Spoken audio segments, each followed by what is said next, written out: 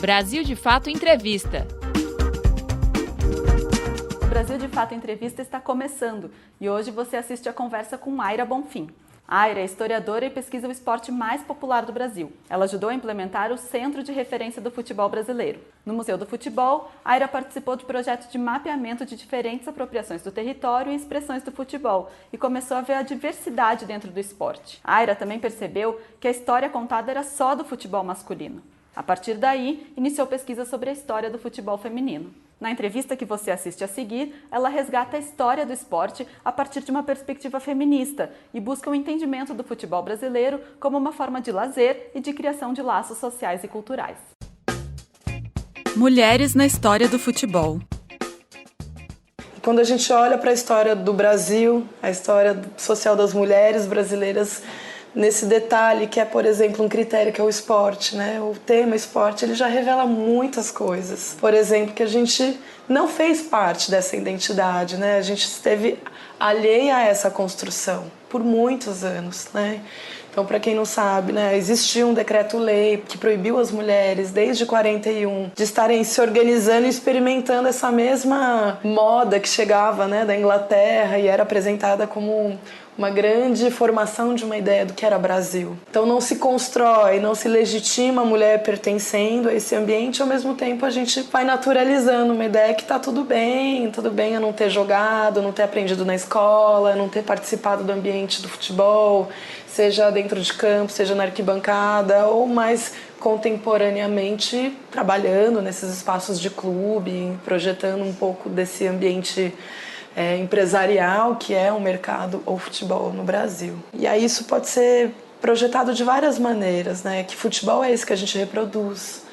Então, quando a gente fala futebol, necessariamente será que a gente quer falar mesmo de uma seleção brasileira, né? E de tudo que isso representa? Ou a gente quer falar um pouco desse universo dos clubes que estão alcançando assim suas primeiras divisões e o que esse mercado representa? Ou a gente quer voltar para uma ideia que esteja um pouco mais próxima, né, e pessoal nossa, que é esse futebol que talvez que esteja na rua, um futebol que esteja num campo de várzea, num campo próximo da sua família, muito distante desses universos de representação primária da ideia da palavra futebol.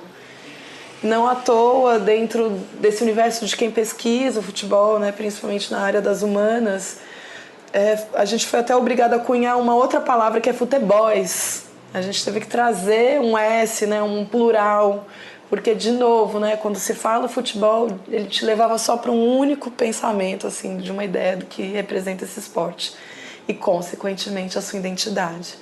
Então, por vezes, a gente se esforça para entender a interpretação desse futebol num país continental como o Brasil e não é da mesma forma, pelo contrário, né? Pensar essa ideia de ser um jogador de futebol, homem, né? E quantos meninos, de fato, conseguem se projetar numa ideia de ser um Neymar, de ser um homem que ganhou muito dinheiro, né? De ser realizado profissionalmente. Então, isso é uma porcentagem muito pequena e, ao mesmo tempo, ela atinge uma amplitude muito grande. Então, é um pouco a partir dessa ideia que a provocação vem, da gente questionar um pouco, né? Que identidade é essa e que futebol é esse que a gente acolheu desde muito novo, né? Eu, a minha geração passada, a minha geração anterior, e por vezes a gente pode melhorar um pouco essa projeção para o futuro. Perspectiva feminista do futebol. Acho que a grande ideia, quando a gente pensa no futebol de mulheres, é essa menina teve a oportunidade, de fato, de experimentar esse jogo. E aí eu estou falando de um jogo como uma brincadeira, né? E isso a gente pode projetar em outros, muitos ambientes, onde de alguma forma mulheres são alicerçadas, são, enfim, colocadas numa periferia dessa experiência. Então, mulheres como experiências de liderança, né, outros esportes, outros ambientes que são ditos masculinos, né? De alguma maneira, se cresce um interesse por experimentar uma ideia de ser jogadora de futebol.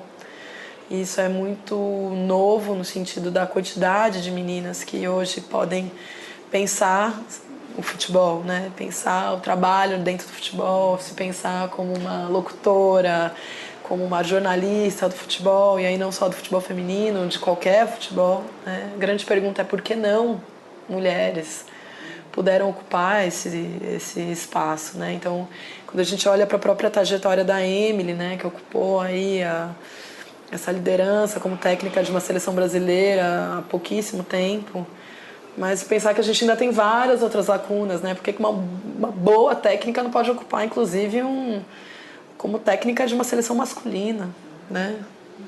Por que não? Né? Se a ideia é uma ideia meritocrática, né? De técnica, de ser muito boa naquilo que se faz, a gente tem excelentes mulheres que são muito boas, inclusive jogando, inclusive na liderança desses espaços. A diversidade no futebol. No âmbito da memória, que talvez seja o tema que esteja um pouco mais próximo das minhas experiências de trabalho, né, como pesquisadora esses anos todos, era muito difícil você se referir a um futebol que não se aproximava das pessoas. E aí, principalmente trabalhando dentro de uma instituição museal, onde a memória desse tema é uma memória que não necessariamente está atrelada a um clube, a um selecionado brasileiro, a uma instituição como a CBF, etc. Você necessariamente tinha que se aproximar dessas outras experiências que estão espalhadas pelo país todo, né? Procurando representatividade, procurando legitimidade. Então, por exemplo, existem mulheres que desde sempre jogaram bola. E como que essas histórias, ou como que esse lugar de uma mulher que joga bola nunca esteve representado dentro de uma instituição, de um museu, que se propunha a representar as histórias desses personagens, inclusive. Nesse momento a gente então vai encontrar esse futebol sendo reinterpretado das mais diversas formas. E isso ainda muito distante de uma estrutura de mercado, né? Não necessariamente ser jogador de futebol é ser profissionalmente e ser uma figura como se projeta a figura dos grandes jogadores de clubes e de seleção brasileira e até dos que atuam no estrangeiro, né? Ser jogador de futebol é algo muito mais simples, né? Talvez é uma noção de uma regra, de um jogo, de um espaço, né? De uma participação coletiva dentro de quase uma brincadeira. Uma brincadeira que deu muito certo aqui no nosso país, muito fácil de se aprender, onde se joga de norte a sul, leste a oeste, que não se joga da mesma forma, se joga de diversas formas. Então, quando a gente olha, por exemplo, a Liga de Futilama, que acontece lá no Acre, que está condicionada, por exemplo, à cheia e baixa do rio, então é uma natureza que está condicionada à hora que eu jogo e não jogo. Se eu vou pensar várias etnias indígenas que vão jogar descalço e está tudo bem, não é uma condição se eu já usar uma chuteira. Se eu pensar as segundas, as terceiras divisões, as relações, né, de seus fãs e torcedores, mesmo que esse time não ganhe, né, as mesmas cifras de um time como o Corinthians ou São Paulo, mas se você pensar a relação de afeto desses torcedores, o envolvimento, a rivalidade é similar à dos grandes clubes. Então, de alguma forma, você tem muitas camadas para entender esse futebol. Muitas, muitas. E nessas camadas você pensa, então, essa pluralidade, essa diversidade, essa inclusão, né? De pensar que a gente não está mais falando só de um esporte praticado por homens, mas que é um esporte que, inclusive, pode alcançar um debate de gênero para pensar por que a gente não pode jogar junto. Ou por que em 2019, no Brasil, a gente não tem, por exemplo, um time misto. Imagina um time com a Marta, com todo mundo, né? Por quê? Né? O que é capaz de um órgão sexual separar a gente nesse nível, né? Onde a gente não possa ter outras variações desse mesmo esporte, né? E aí, de fato, quando a gente olha, vai fazer pesquisa de campo, essas variedades existem, né? Como eu citei aqui algumas. Elas existem, elas são tão legítimas quanto esses outros futebols. E aí você vai entender, né, esses mercados, a visibilidade que é dada, a representação dentro dos meios de comunicação, da internet, da televisão, aberta, fechada. Aí você entende, de fato, né, por que esse futebol ficou tão singular, né? Que também é um plano, é um projeto. E aí a gente pode romper com esse projeto, a gente pode abrir esse futebol para todo mundo. A gente pode usar esse futebol para ser uma ferramenta de luta, uma ferramenta de outros debates, de debates políticos, de debates históricos, de debates sobre preservação de memória, que era um pouco o que acontecia no Museu do Futebol, uma vez que ele nunca teve o intuito de chegar num campinho de várzea e levar, né, de lá o seu troféu, sua foto antiga, mas de alguma forma respaldar aquele lugar, que ele entenda que aquilo é importante, que é um patrimônio daquele lugar, e que ele poderia então, com essa parceria, chancelar como uma memória local, né, regional. Das suas pequenas memórias se compõe um grande, né, ambiente de preservação e de cuidado com um patrimônio que aí sim a gente vai entender um patrimônio verdadeiramente do futebol. Futebol raiz versus futebol moderno. É um futebol que tem uma projeção mercadológica já há muito tempo, né? Mas talvez esse caminho tomado, que não é recente, né, ele esteja incomodando cada vez mais esse lugar onde se caminha, né, esse novo futebol. Né, quanto vale um jogador, quanto vale a hora que eu dou um play para assistir um jogo, ou quanto custa acessar um estádio, quanto custa vestir a camisa do meu time, né? E eu acho que essas são as saudades, né? Que você nunca mais vai acessar um Maracanã lotado de gente, com gente de todas as camadas sociais representadas ali. Talvez você nunca mais se relacione com a ideia de uma Copa do Mundo dentro do seu país ou da sua cidade da mesma forma como a gente desejava 20, 30 anos atrás, né? Acabou um pouco a ingenuidade, acabou um pouco desses amores e, de alguma forma, clubes que tentam reaver um pouco desses históricos, né, de legitimidade da relação torcedor e menos consumidor, são os clubes que nos últimos anos têm projetado um pouco desse futebol mais raiz, né? E aí uma citação é o próprio Juventus, ou quando clubes como o Bahia, né, se colocam politicamente sobre alguns outros temas que, enfim, estão inerentes à vida desse próprio torcedor ou a maneira de se relacionar com esse clube, né? Ele abre mais uma janela onde outros amantes do futebol, não necessariamente torcedores, passam a ter um olhar mais cativo com esse clube, né? No caso, Bahia. Ou o futebol amador, que também está sempre se projetando ao espelho desse futebol profissional. Ele acaba absorvendo um pouco desse futebol, onde eu me organizo com meus amigos e vou jogar com as minhas amigas e consigo fazer um festival. A gente teve então o maior festival de futebol de várzea de mulheres, né? E poxa, foi num ambiente totalmente alheio, né, a esse mercado onde isso se projeta e ganha força política, né? Uma vez que só em 2019 você conseguiu reunir 72 equipes de várzea feminina, né, dentro de um espectro que você ouve assim, mas existia esses times? Por que não existia, né? Ou eu ouvi dos próprios dirigentes homens, né, do Complexo de Marte, né? Nossa, mas por que a gente não fez isso antes, né? Se é um espaço tão antigo, tem tanta mulher jogando há tantos anos, né? Então, nesse sentido, a raiz a gente vai procurando, né? Raízes, na verdade, são aproximações nossas, né? Onde a gente se identifica com esse futebol.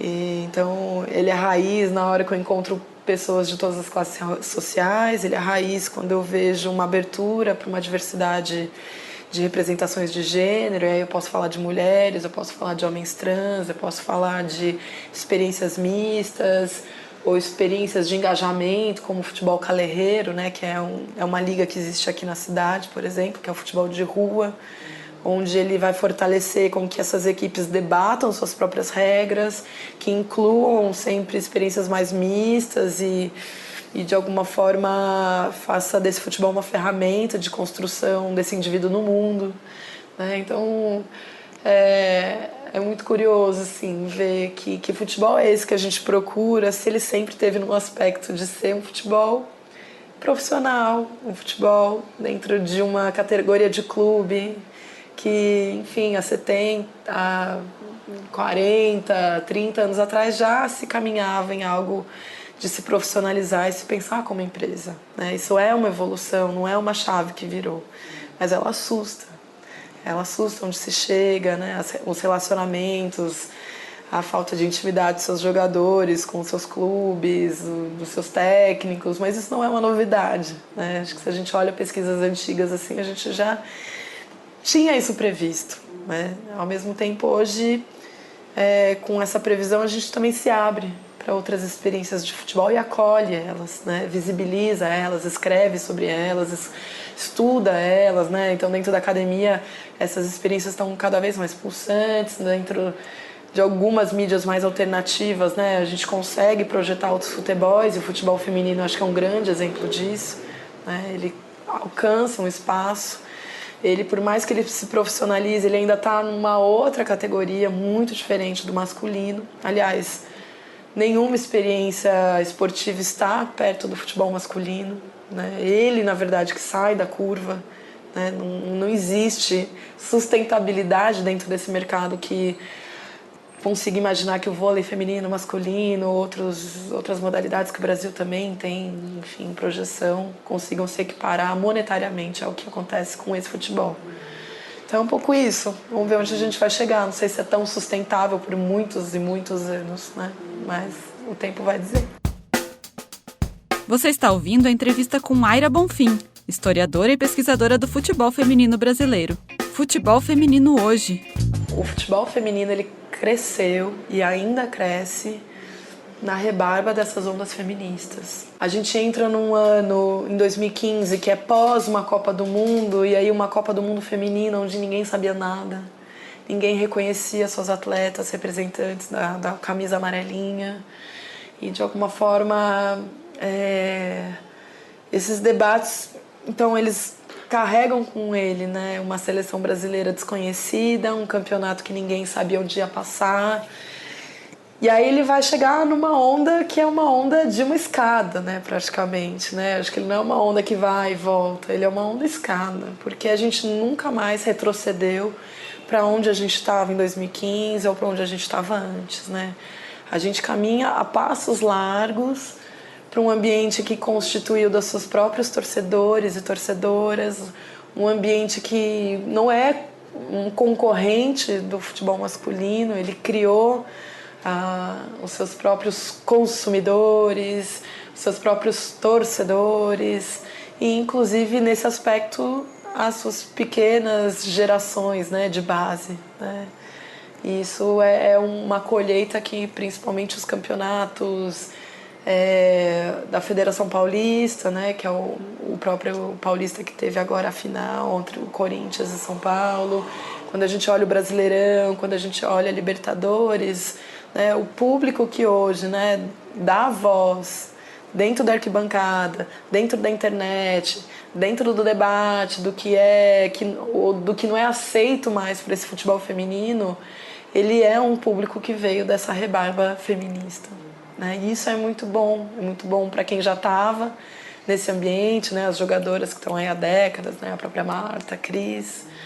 Ele é bom para quem está chegando agora, ele é bom para um ambiente de organização desses próprios campeonatos, né? Então, os assédios, a ideia de você sexualizar essas jogadoras para poder vender esse futebol, que é algo que a gente ouviu por muito tempo, a ideia de você pensar essas revistas, né, de novo, né, olhando para essa mulher como um objeto, como um consumo, tudo isso então passa a ganhar um debate de um nível muito maior e muito melhor do que a gente tinha, né?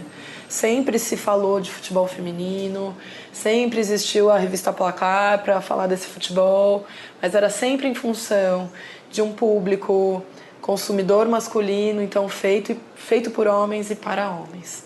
Então hoje a gente tem mulheres fazendo esse futebol e mulheres ocupando esse futebol, então a gente não consegue mais conceber ideias daqueles machismos declarados, dos assédios sexuais declarados que esse ambiente de alguma forma normalizava. Possibilidades para o futebol hoje. O futebol, ele representa um ambiente de lazer, né? Então acho que quando a gente olha para essa experiência de lazer, experiência do esporte, experiência de corpo, ele revela o quanto a gente está distanciado dele, né? E de fato a gente virou menos jogador, a gente virou menos torcedor do futebol, mas a gente cada vez mais virou um consumidor desse futebol. A gente consegue pensar o futebol como os espaços que a gente perdeu, né? Tanto na arquibancada quanto num campo que existia no nosso bairro.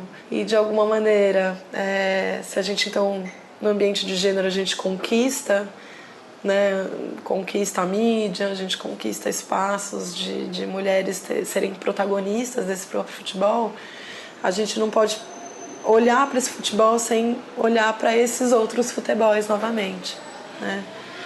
Pensar o que ele representa longe de mim, se é a mesma forma com que eu entendo esse futebol.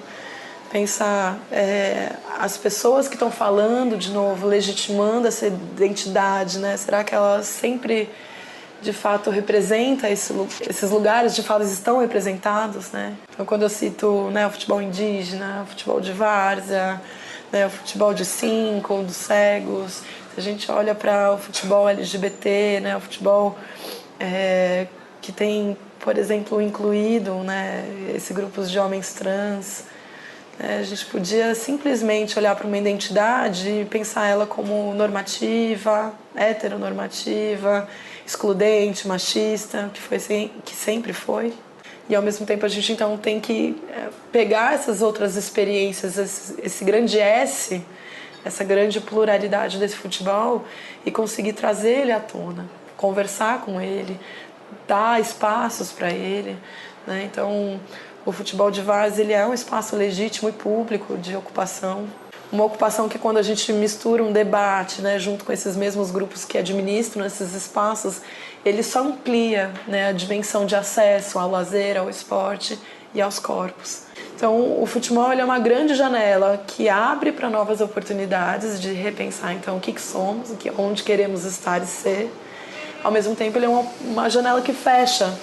Então, quando a gente reduz a nossa identidade para uma coisa só, né? Então, brasileiro é isso, brasileiro é futebol, brasileiro é carnaval, etc, etc. A gente está fechando grandes outras identidades que estão, inclusive, interseccionadas à ideia do futebol, né?